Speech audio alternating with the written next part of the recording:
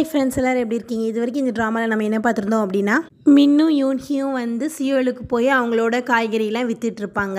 அப்போ மின்னு அவனோட அம்மாவுக்கும் ஒரு பெட்டியை கொண்டு வைக்கிறான். அவங்க அம்மா வந்து அவனை உள்ளே கூப்பிட்டுருக்காங்க. அதுக்கப்புறம் என்ன நடக்குதுங்கிறத வாங்க நம்ம இப்போ பார்ப்போம்.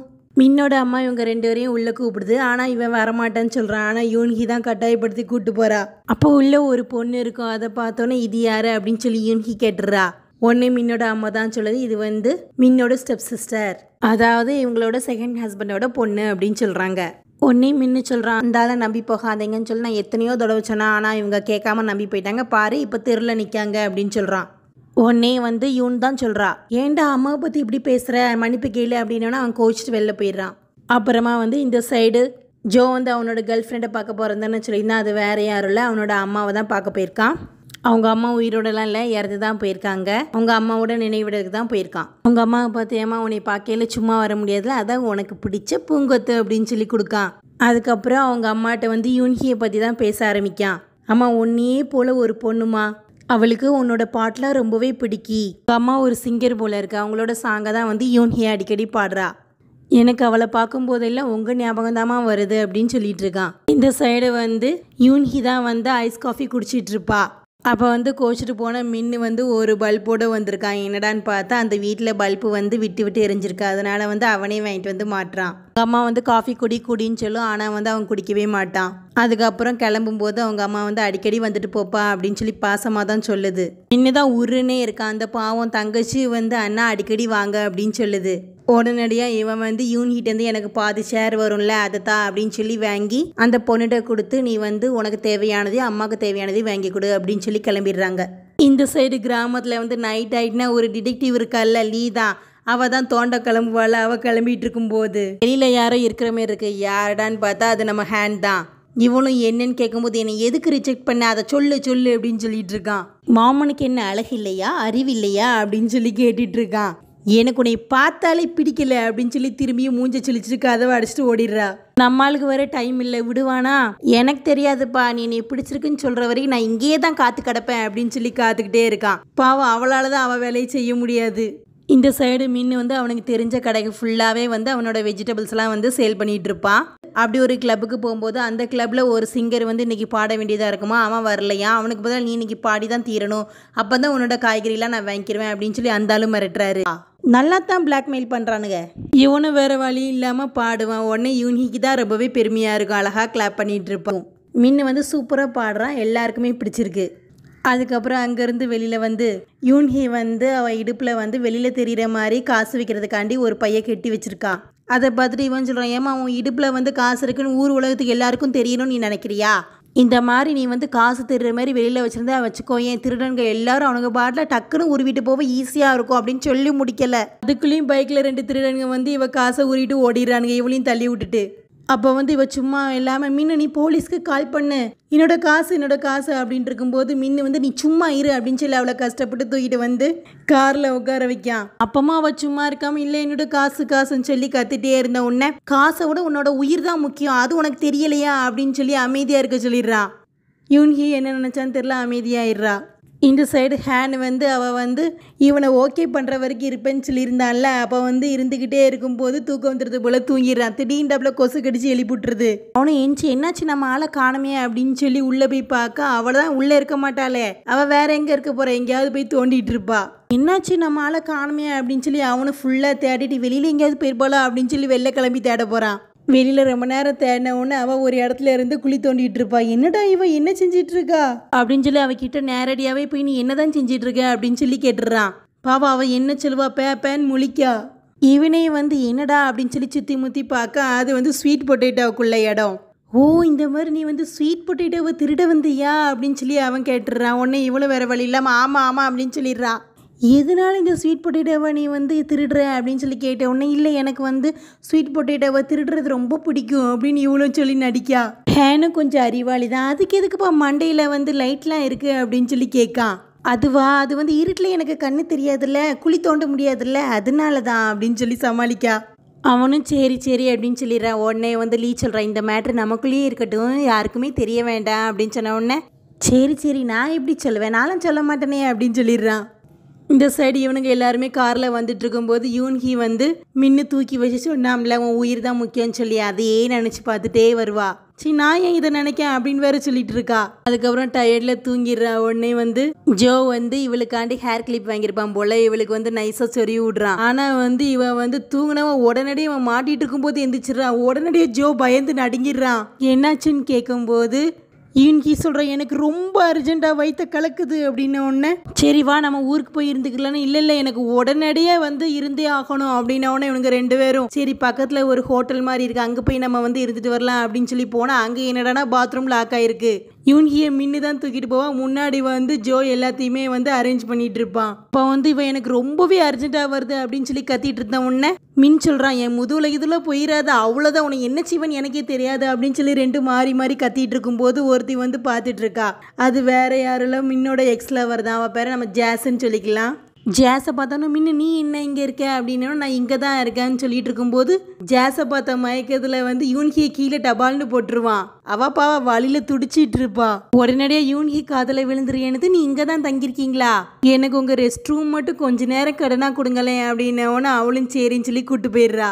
ஜாஸ் வந்து இவனுங்களை வித்தியாசமாக பார்த்துட்டு இருக்கோம். என்னாச்சு இந்த ட்ரெஸ்லாம் போட்டிருக்கீங்க அப்படின்ன உடனே ஜோ தான் சொல்கிறோம் நாங்கள் வந்து கேபேஜ் ஃபார்மிங் பண்ணிகிட்ருக்கோம் அப்படின்னோன்னா அப்படியா பரவாயில்லையே என்னாச்சு பாடலையா அப்படின்னா நாங்கள் வந்து ஃபார்மிங் பண்ணி சம்பாதிச்சு தான் பாடுவோம் அப்படின்னு சொல்லிட்டு இருக்கானுங்க. யூன்ஹி வந்து ரெஸ்ட் ரூம் போயிட்டு கண்ணாடியை பார்க்கும்போது தலையில் உள்ள ஹேர் கிளிப்பை பார்த்துடுறா. அதை வந்து மின்னு தான் நமக்காண்டி வாங்கி குத்திருப்பான் போல அப்படின்னு சொல்லி மின்ன நினச்சி ஒரு லவ்வோட பார்த்துட்டு இருக்கா. பாவம் அது ஜோ குத்துனான்னு தெரியாம. உடனே ஜாஸ் வந்து யூன்ஹியை பார்த்து இது யாரு அப்படின்ன உடனே ஜோ தான் சொல்லுவான் இது வந்து மின்னோட ஃபர்ஸ்ட் லவ் உனக்கு தெரியாதா அப்படின்னு சொல்லி கேட்டுட்டு இருந்த உடனே அதெல்லாம் ஒன்றும் கிடையாது அப்படின்னு சொல்லி மின்னு வந்து சமாளிச்சிடுறான். உடனே வந்து அந்த ஜாஸ் வந்து வித்தியாசமாக முழிச்சிட்டு இருந்த உடனே யூன்ஹி வந்து நிலமையை சமாளிக்கிறதுக்காண்டி இப்படி சொல்லிடுறா. ரொம்ப நாளாக மின்னு வந்து உங்களை பார்க்கணும்னு சொல்லி என்கிட்டே இருந்தான் அப்படின்னு சொன்ன உடனே மின்னு வந்து யூன்ஹி வாயை புத்திடுறான். ஏன் நீ வந்து என்னை இந்த மாதிரி கேவலப்படுத்துற அப்படின்னு சொல்லிட்டு இருக்கான். இப்போ வந்து வாயை புத்திருப்பாம்ல. உடனே வந்து யூன்ஹி சொல்ற கையில் என்ன கருமண்டா வச்சிருந்த கையை கழுவுனையா இல்லையா சீ ஏதோ ஒரு மாதிரி இருக்கு அப்படின்னு சொல்லி தூத்துன்னு துப்பிட்டு இருக்கா.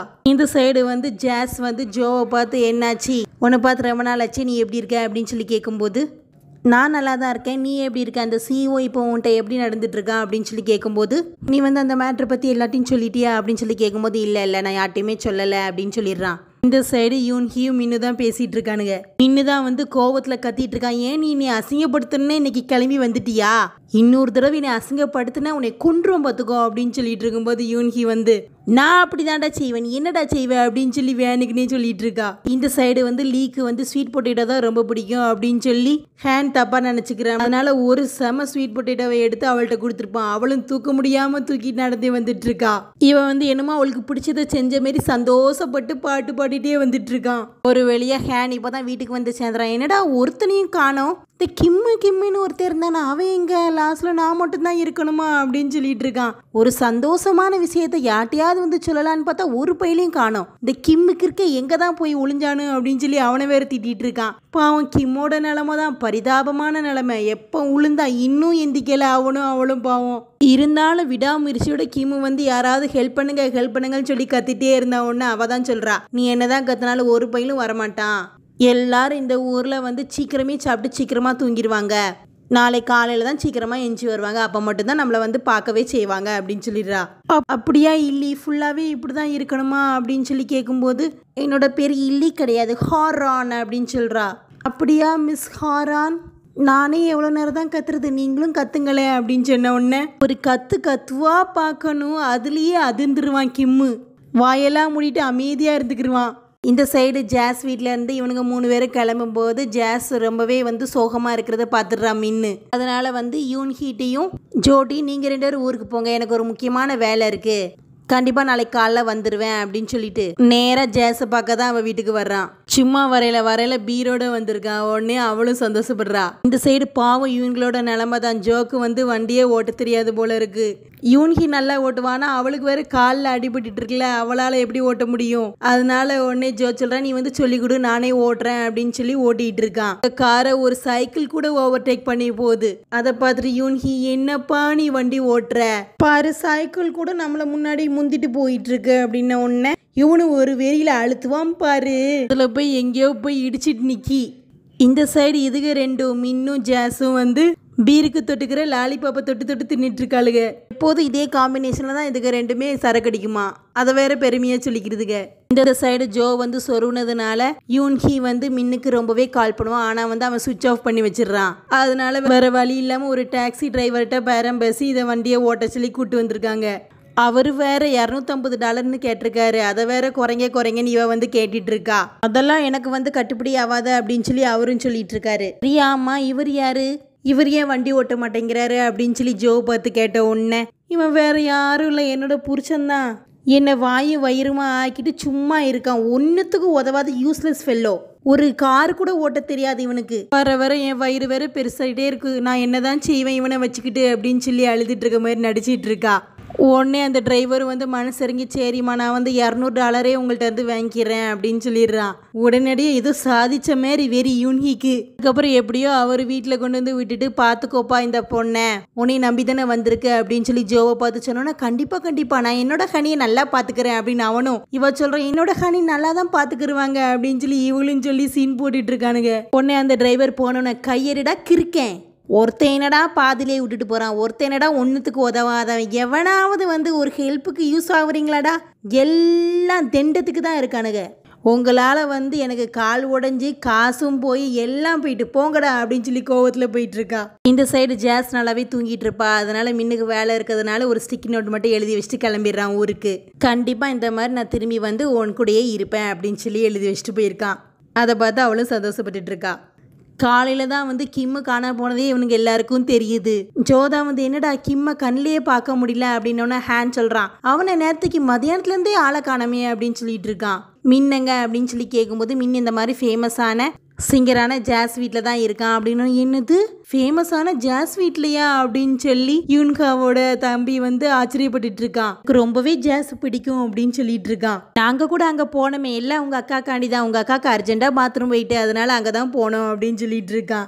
நான் இன்னும் அந்த விஷயத்த மறக்கலையா அப்படின்னு சொல்லி கத்திட்டு இருக்கா. ஒரே என்னைய அசிங்கப்படுத்தனே உனக்கு எல்லாருமே இருக்கானுங்க போல இருக்கு அப்படின்னு சொல்லிட்டு இருக்கா. பாவம் வந்து ஜானு எப்படி இருந்தாங்க ஜாஸா அப்படிங்கும் போது, எல்லாம் மேக்கப்டா, மேக்கப் பண்ண அவளை விட நாங்களே நல்லா இருப்போம் அப்படின்னு சொல்லிட்டு இருக்காளுங்க. ஆமாப்பா மேக்கப் பண்ண எல்லாரும் ஐஸ்வர்யா ராயா மாறிடுவாங்க அப்படின்னு சொல்லிட்டு இருக்கா ஹேனு கிண்டலுக்கு. உடனே வந்து இந்த ஆப்பிள்கார அங்கிள் பொண்ணு பேர் பிங்கின்னு வச்சுக்கலாம். அந்த பிங்கி வந்து உடனே கோவப்படுது. அப்படிலாம் இல்லையே, நாங்கள் மேக்கப் போட்டு அவளோட அழகாக தான் இருப்போம் அப்படின்னு சொல்லிட்டு ஜோக்கு வந்து ஐஸ் வைக்கிறதுக்காண்டி எது கொடுத்துட்ருக்கு. உடனே ஹேன் எனக்கு அப்படின்னோடனே, அங்கே வெளியில் மாட்டு சனி கரைச்சி வச்சுருக்காங்க, அதை எடுத்து குடி அப்படின்னு சொல்லுது. மின்னு கரெக்டாக வந்துடுறான். எனக்கு சோளம் அப்படின்னு சொல்லி கேட்டு வரும்போது, லேட்டாக வரவங்களாம் ஒன்றும் கிடையாது, அவனுக்கு யாரும் ஒன்றும் கொடுக்காதீங்கடா அப்படின்னு சொல்லிடுறா. பாவம் வேற ஒன்றும் இல்லை, நேற்று நைட்டு ஜாஸ் வீட்டில் தங்கினோம்ல அந்த எரிச்சலில் தான், வயிற்றுச்சலில் தான் அவள் பேசிகிட்டு இருக்கா. போட்டோவா ஆண்டி, என்னாச்சு இல்லையே, யாராவது பார்த்தீங்களா, அவளை காணமே அப்படின்னு சொல்லி தேடிட்டு இருக்கு. இவனுக்குள்ள என்னாச்சு, கிம்மியும் காணமே, என்னாச்சு அப்படின்னு சொல்லி எல்லாரும் தேடி கண்டுபிடிச்சிடுறானுங்க. அங்கே பார்த்தா வசதியாக படுத்து தூங்கிட்டு இருக்குங்க. கிம்மு தான் ஏதோ சத்தம் கேட்குது அப்படின்னு சொல்லி எந்திரிச்சு பார்க்க இவனுக்கு எல்லாத்தையும் பார்த்துடுறான். முக்கியமாக ஓட்டவா ஆண்டியே பார்த்துடுறான். ஐயோ இது கண்ணு முன்னாடி தான் நான் இப்படி மாட்டணுமா அப்படின்னு சொல்லி நினச்சிக்கிறான். அதுவும் ஐயோ நீங்கள் 2 பேரும் நல்லா தூங்குனீங்க போல இருக்கே, நான் எதையும் பார்க்கலப்பா, நான் யார்ட்டையும் ஒன்றும் சொல்ல மாட்டேப்பா அப்படின்னு சொல்லி அந்த வித்தியாசமான வில்லி சிரிப்பை சிரிச்சிட்டு ஓடுது. அதை பார்த்து கிம்மு, இல்லை நீங்கள் நினைக்கிற மாதிரி ஒன்றும் இல்லைன்னு சொல்லி அழுகுறான். அதுக்கப்புறம் ஃப்ரெண்ட்ஸ் தான் இவனுங்களை காப்பாற்றுறானுங்க. அவனுங்களை என்னாச்சுடா நேற்றுக்கு நைட் என்னடா நடந்துச்சு அப்படின்னு சொல்லி கேட்ட உடனே, டே அது ஒன்றுமே இல்லைடா, இல்லி சொல்லுமா அப்படின்ன உடனே இல்லி வந்து ஒன்றுமே சொல்லாமல் ஓடிடுறாளே. டே நீ நின்னாதான் வந்து ஏதாவது சொன்னாதான் இவனுக்கெல்லாம் நம்புவானுங்க, இல்லைன்னா என்னை கலாய்ச்சே கொண்டுருவானுங்க, நில்லுன்னு சொல்லிட்டு இருக்கான். அவ சிட்டா பறந்து போயிடுறா. அதுக்கப்புறம் அவங்களோட க்ரீன் ஹவுஸில் போய் பார்க்கும்போது விதையெல்லாம் அழகாக துளிர் விட்டுருக்கு. அதை பார்த்து இவனுங்க எல்லாரும் குழந்தைய கொஞ்சிற மாதிரி பார்த்து ரசி கொஞ்சிட்டு இருக்கானுங்க. டே இதெல்லாம் நம்ம குழந்தைகளுக்கு என்னென்ன பேர்லாம் வைக்கலாம் அப்படின்னு சொல்லி ஹேனோ கிம்மு சொல்லி கொஞ்சிட்டு இருக்கானுங்க. இதுக்கே இவ்வளோ சந்தோஷப்படுறீங்களா? அப்போ இன்னும் வந்து நீங்கள் 1% வேலை தான் முடிச்சிருக்கீங்க, இன்னும் எவ்வளோக்கான வேலை இருக்குன்னு தெரியுமா? இப்போ இந்த இருக்குல்ல ஒவ்வொரு துளிர் செடியையும் வந்து தனித்தனியாக எடுத்து நிலத்தில் போய் விதைக்கணும் அப்படின்ன உடனே, அதுக்கு தான் மிஷின் இருக்குல்ல அப்படின்னு சொல்லி மின்னும் சொன்ன உடனே, அதுக்கு உன்கிட்ட காசு இருக்காப்பா அப்படின்னு கேட்காரு. காசு தான் இல்லையே அப்படின்னு சொல்லிட்டு எல்லாரும் ஒவ்வொன்றா போய் விதைக்க போகிறானுங்க. ரொம்பவே விதைச்சி டயர்ட் ஆகிட்டானுங்க. ரொம்பவே பசிக்குதே அப்படின்னு சொல்லிட்டு இருக்கும்போது டியூக் அங்கிள் வந்து உங்கள் எல்லாத்துக்கும் வந்து ரொம்பவே பசிக்குதா, நான் எனர்ஜி தர மாதிரி ஒரு ஃபுட் வச்சுருக்கேன், வேணுமா அப்படின்னா உடனே வேணும் அப்படின்னு சொல்லி பறக்குறானுங்க. அது வேற ஒன்றும் இல்லை, ஒரு செடியோடு சேர்ந்த ஒரு பயிர் வகையில் ஒன்று தான். அதை வந்து அவர் தீயில சுட்டு கொடுக்குறாரு. அதை சாப்பிட்டோன்னே இவனுங்கெல்லாம் மெய் மறந்துடுறானுங்க. என்ன டேஸ்ட்டு, என்ன டேஸ்ட்டு, இந்த மாதிரி நாங்கள் சாப்பிட்டதே இல்லையே. மின்னு ரியாக்ஷன்லாம் ஹைலைட்டுப்பா. எல்லாத்துக்குமே பிடிச்சிருக்கு. எல்லாருமே வந்து அந்த பயிரை வந்து சாப்பிட்டு சாப்பிட்டு ரொம்பவே நல்லா இருக்குன்னு சொல்லிட்டு இருக்கானுங்க. இது பேர் வந்து ஃப்ரைட் நட்ஸ் அப்படின்னு சொல்லி டியூக் அங்கிள் வந்து விளக்கம் கொடுத்துட்டு இருக்காரு. இந்த சைடு வந்து சாமோட முன்னாள் காதலி மியாங்க இருக்காங்கல்ல, அவங்களோட பொண்ணு வந்து இங்கே தான் ஸ்கூல் படிக்க போல. அந்த பொண்ணு சொல்லுது சிட்டியில் வளர்ந்த பொண்ணு, அதுக்கு வந்து இந்த கிராமத்தை பிடிக்கல, கிராமத்து ஸ்கூலில் எதுவுமே பிடிக்கலையா. அவள் அம்மாட்ட நான் இங்கே இருக்கவே மாட்டேன், எனக்கு பிடிக்கவே இல்லை அப்படின்னு சொல்லிட்டு இருக்கு. யாரையுமே பிடிக்கல, இந்த ஸ்கூலையும் பிடிக்கல, ஒன்றையும் பிடிக்கல அப்படின்னு சொல்லி அவங்க அம்மா சொல்கிறத கேட்காம ஓடிடுது. அந்த சைடு என்னடானா சாம் வந்து யூரின் பாஸ் பண்ணிட்டு இருக்காரு. அப்போ பார்த்து அந்த மியாங் வந்துடுறா, வராத வராத அப்படின்னு சொல்லிட்டு இருக்காரு. அவரால் அடுக்கவும் முடியலை, இந்த பொண்ணை ஃபேஸ் பண்ணவும் முடியல. அந்த பொண்ணு ஆனால் ஓடி வந்துடுறா. இவர் முடிஞ்ச அளவுக்கு ஓடிட்டே இருக்காரு. ஏன்டா இவர் நிற்காம போயிட்டு இருக்காரு அப்படின்னு சொல்லி பார்த்தா ஃபுல்லாக அவர் போகிற வழியில் ஃபுல்லாக தண்ணி வந்து யூரின் வந்து அப்படி இருந்தவொன்னே ஓ இதுதானா அப்படின்னு சொல்லி அப்புறம் தான் வந்து அவளுக்கு புரியுது. சாரி நீ மன்னிச்சிருங்க, தெரியாமல் வந்துட்டேன் அப்படின்னு சொல்லிட்டு இருக்கா. இவர் பாவம் எல்லாத்தையும் முடிச்சுட்டு என்னம்மா சொல்ல வந்த அப்படின்னு சொல்லி கேட்காரு. அது வேற ஒன்றும் இல்லை, சும்மா இந்த வழியை பார்த்தேன், உங்களை பார்த்தேன், இந்த இலையை பற்றி உங்களுக்கு ஞாபகம் இருக்கா, முன்னாடி நம்ம 2 பேரும் அப்படின்னு சொல்லிட்டு இருக்கும்போது ஃப்ளாஷ்பேக்கை காமிக்காங்க. 2 லவ் பண்ணும்போது இந்த இலையை தான் வந்து மலைக்காண்டி கொடை மாதிரி யூஸ் பண்ணியிருப்பாங்க போல இருக்கு. அதை தான் நினச்சி பார்த்துட்டு அந்த பொண்ணு சொல்லுது. அதுக்கு வந்து சாம் சிம்பிளாக சொல்லிடுறாரு, இல்லை எனக்குலாம் இந்த இலையை பற்றி ஒரு ஞாபகம் வரல, நீ வந்து அதை பற்றி நினச்சிட்டே இருக்க, அதை மறந்துரு, அதுதான் உனக்கும் நல்லது எனக்கும் நல்லது அப்படின்னு சொல்லி கத்திட்டு இருக்கும்போது சாமோட அம்மாவை பார்த்துடுறாரு. ஐயோ எங்கள் அம்மாவுக்கு தெரிஞ்சா சும்மா விட அப்படின்னு சொல்லி 2 பேரும் அந்த குழிக்குள்ளே போய் ஒளிவாங்க. ஆனால் இலையெல்லாம் எடுக்காம தான் இருப்பாங்க. ஆனால் அந்த அங்கிள் வந்து பிசடிக்க வந்துருவாரு கூட வந்த அங்கிள். அதனால 2 பேரும் அந்த இலைய மலைக்கு முன்னாடி போத்தின மாதிரி இப்பவும் வந்து கொடை மாதிரி பிடிச்சிட்டு இருக்காங்க. பாவம் அந்த அங்கிள் இவங்க மேலேயே தான் பிஸ் அடிச்சிட்டு இருக்காரு. லவ் பண்ணும்போது மழை, இப்போனா பிஸ்ல.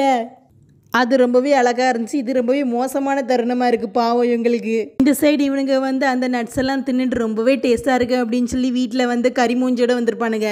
அங்கே பார்த்தா யூன்ஹி அதை தான் வச்சுருக்கா. என்னது இதுவா அப்படின்னு சொல்லிட்டு மின் வந்து எனக்கு ரொம்பவே பிடிக்கும், நான் எடுத்துகிட்டு போட்டா அப்படின்னா யூன்ஹி சரின்னு சொல்லிடுறா. சரி கொஞ்சம் தானே எடுப்பான்னு பார்த்தா ஃபஸ்ட்டு மின்னு கொஞ்சம் எடுக்காம எல்லாத்தையும் கிம்மு சுருட்டிட்டு போயிடுறானுங்க. இந்த சைடு வந்து அங்கிள் வந்து ஆன்ட்டிகிட்ட வந்து சாப்பிடுமான்னு சொல்லி கெஞ்சிட்டு இருக்காரு. பாவம் அந்த ஆன்ட்டி வந்து அன்னைக்கு சாப்பிடாம இருந்துச்சுல, இன்னும் சாப்பிடாம தான் இருக்கு போல இருக்கு.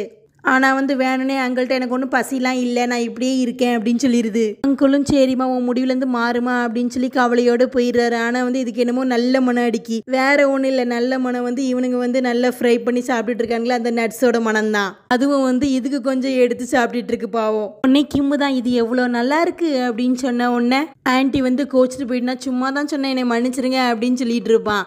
ஆனால் ஆன்ட்டி திரும்பி வந்து அது மீதி வச்சிருந்துச்சுல அந்த பீனட்லாம் எடுத்துகிட்டு ஓடிடுது.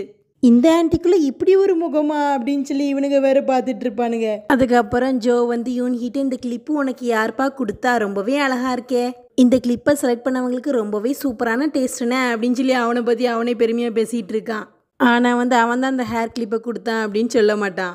அதுக்கப்புறம் வந்து நான் உனக்கு ஒரு கிஃப்ட் வச்சுருக்கேன், நான் தரட்டா அப்படின்னு சொன்னவொன்னே நீ எதுக்கு எனக்கு தரணும் அப்படின்னு சொல்லி அவளும் கேட்கும்போது என்ன ஹனி மறந்துட்டியா, நான் தான் உன்னோட ஹஸ்பண்ட் அப்படின்னு சொல்லி க்ளோஸாக வரும்போது யூன்ஹி ஏன்டா அப்படி பண்ணுற அப்படின்ன உன்னை சும்மாப்பா ஜோக் அடித்தேன் அப்படின்னு சொல்லிட்டு இருக்கான். உனக்கு நேரங்காலமே கிடையாதா ஜோக் அடிக்க, அதுவும் என்கிட்ட தான் வந்து அடிப்பியா அப்படின்னு சொல்லி கோமாளி போ அப்படின்னு சொல்லிடுறா. அதுக்கப்புறம் யூன் வந்து வீட்டுக்கு வந்து லேப்டாப்பை ஓப்பன் பண்ணி பார்க்கும்போது டாப் 10 பியானிஸ்டில் இவங்களும் வந்து ஒருத்தவங்க அப்படின்னு சொல்லி ஒருத்தர் ஃபோட்டோ போட்டு அவங்கள வந்து பியானோ வந்து ப்ளே பண்ணுற மாதிரிலாம் இருக்கும். அதை வந்து யூன்ஹி பார்த்துட்டு இருக்கும்போது அவள் தம்பி வந்தவொடனே படார்னு மூடிடுறா. என்னக்கா பார்த்துட்டு இருந்தேன், நான் வந்தவொடனே க்ளோஸ் பண்ணுறியா அப்படின்னு. அதெல்லாம் ஒன்றும் இல்லையே அப்படின்னு சொல்லிடுறா. நைட் ஆனவொடனே லீவ் வந்து தோன்றதுக்கு கிளம்பிடுவாள்ல, அவள் வழக்கம் போல் தோன்றதுக்கு வந்து எல்லாத்தையும் போட்டுட்டு கிளம்பும்போது இனிமேல் நீ தனியா இல்லை, துணைக்கு நானும் வருவேன், உன் கூட எப்போதும் ஹெல்ப்புக்கு இருப்பேன், நீ எதனால போகிற ஸ்வீட் பொட்டேட்டோ காண்டி தானே நானும் வரேன் அப்படின்னு சொல்லி அவனும் சேர்ந்து நிறைய வந்து ஸ்வீட் பொட்டேட்டோ எடுத்து கொடுக்கான். பாவலி வேற வழி இல்லாமல் அந்த ஸ்வீட் பொட்டேட்டோவை பார்த்துட்டு இதை பார்க்கவா நான் இவ்வளோ தூரம் கஷ்டப்பட்டு வந்தேன், அந்த ஹேன் இருக்கானே அவனை கொல்லாமல் விடமாட்டேன் அப்படி இப்படின்னு சொல்லி மனசுக்குள்ளேயே திட்டிகிட்டு இருக்கா பாவம். இந்த சைடு மின்னு வந்து ஒரு ஆள்கிட்ட கடன் வாங்கியிருந்தாமல, அந்த கடன் கொடுத்தவர் வந்து மின்னுக்கு மெசேஜ் அனுப்பியிருக்காரு, இன்னும் உனக்கு 3 மாதம் தான் டைம் இருக்குது, அதுக்குள்ளேயும் கொடுத்துடணும் அப்படின்னு சொல்லி. அதை பார்த்தோன்னே இவனுக்கு வேறு வழி இல்லாமல் ரொம்பவே சோகத்தில் ஆழ்ந்துருவான். உடனே அந்த சைடு என்னன்னா யூன்கி அவ சோகத்தை நினச்சி குடிச்சிட்டு இருக்கா. உடனே இவனும் வந்து இவன் சோகத்தை நினச்சி குடிக்க ஆரம்பிச்சிடுறான். அதுக்கப்புறம் என்னாச்சு உன்னோட லவ்வர் ஜேஸ் என்னாச்சு அப்படின்ன உடனே ஜேஸை வந்து நான் ப்ரொடெக்ஷன் பண்ணி அவளை நல்லா பாதுகாக்கணும் அப்படின்னு சொல்லிட்டு இருக்கான். நான் எப்போதுமே அவள் பக்கத்தில் தான் இருந்து அவளை பாதுகாத்துட்டே இருக்கணும்னு நினைக்கிறேன். ஆனால் அதான் முடியலை அப்படின்னு சொல்லி வருத்தப்பட்டுட்டு இருக்கும்போது ஒரு பூச்சி வருது. உடனடியே அலறி அடித்து யூன்ஹி பின்னாடி போய் ஒளிகிறான். உடனே வந்து யூன்ஹி கேட்கா, எப்போ இப்போ தானே நீ என்னமோ பாதுகாவலர் அப்படி இப்படின்னு பேசுனேன், ஒரு பூச்சிக்கே இந்த நிலைமையா உனக்கு அப்படின்னு சொல்லிட்டு இருக்கா.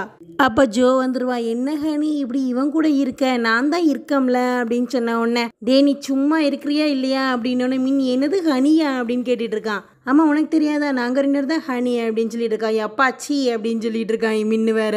அதுக்கப்புறம் ஒவ்வொருத்தருக்கும் ஒவ்வொரு சோகம் இருக்கும்ல, அதெல்லாம் நினச்சி 3 பேரும் ஸ்டார்ஸை பார்த்துட்டே ட்ரிங்க் பண்ணிட்டு இருக்காங்க பாவம். யூன்ஹிக்கு மின்னு மேலே ஒரு க்ரஷ்ஷு, யூன்ஹி மேலே ஜோக்கு ஒரு க்ரஷ்ஷு, ஆக மொத்தம் க்ரஷ்ஷுப்பா. இந்த ட்ராமா உங்களுக்கு பிடிச்சிருந்தா மறக்காமல் நம்ம RR ட்ராமாஸ் சேனலை லைக் பண்ணுங்கள், ஷேர் பண்ணுங்கள், சப்ஸ்கிரைப் பண்ணுங்கள். தேங்க்யூ.